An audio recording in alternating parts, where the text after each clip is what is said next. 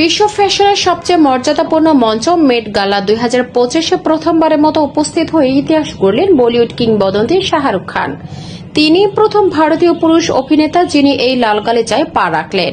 5 মে সোমবার নিউ ইয়র্কের ম্যানহাটনে আয়োজিত এবারের গালার থিম ছিল super final tailoring black style.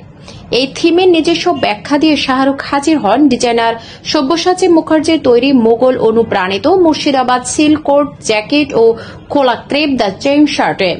সঙ্গে ছিল হীরার কে প্যান্ডেন্ট, জুয়েল চেইন আর বাঘের মাথা বসানো ছড়ি, সব মিলিয়ে নজর করা এক রাজকীয় উপস্থিতি। গালায় মজা করে শাহরুখ বলেন, এটা একটু র্যাপারদের মতো। পাশাপাশি জানান, ফ্যাশনের এই দুনিয়ায় তার চেনা জগৎ নয়।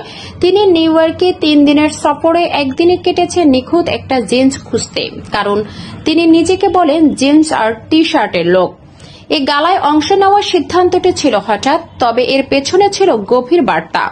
পশ্চিমা দুনিয়ায় দক্ষিণ এশীয় অভিনেতাদের নিয়ে প্রচলিত স্টিরিওটাইপ ভাঙার চেষ্টা। শাহরুখ বলেন, ওরা আজও আমাদের দেখে এক্সোটিক চরিত্র হিসেবে।